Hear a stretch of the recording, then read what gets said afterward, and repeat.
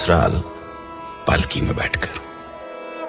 मां आई थी बैलगाड़ी में, मैं कार में आई, मेरी बेटी हवाई जहाज से। अच्छा, मेरी पोती हनुमान की ट्रिप पर उड़ गई अंतरिक्ष में।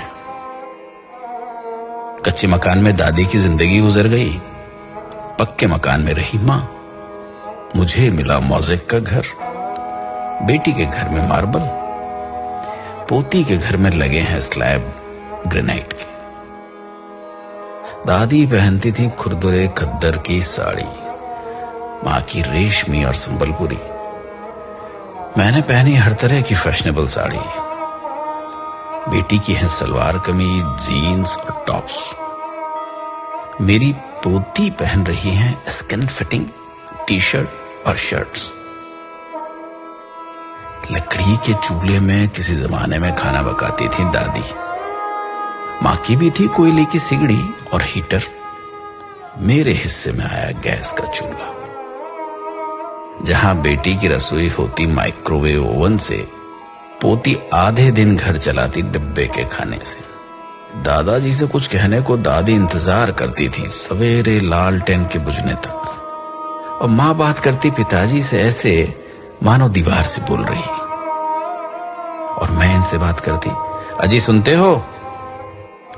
मेरी बेटी दामाद जी को नाम से बुलाती, पोती आवाज लगाती दामाद को, हाय हनी।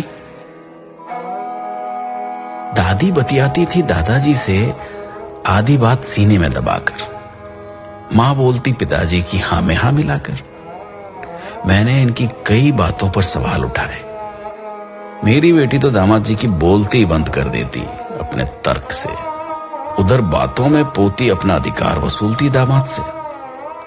कई बच्चों की मां थी दादी, मां के बच्चे उससे कुछ कम थे। मेरी गोद में बच्चे दो ही अच्छे। बेटी की तो आंख का तारा उसका इकलौता। पोती मां बनने को ढूंढ रही है किराए की कोख। दादी मुंह धोती थी मुल्तानी मिट्टी से, मां सिलबट्टे से पिसी हुई हल्दी से। मैं साबुन से धोती, मेरी बेटी फेस वॉश से। पोती फेस पैक चुपड़ती अपने स्टीम किए चेहरे पर। दादी का था बहुत बड़ा परिवार, मां भी पिस जाती थी परिवार की भीड़ में।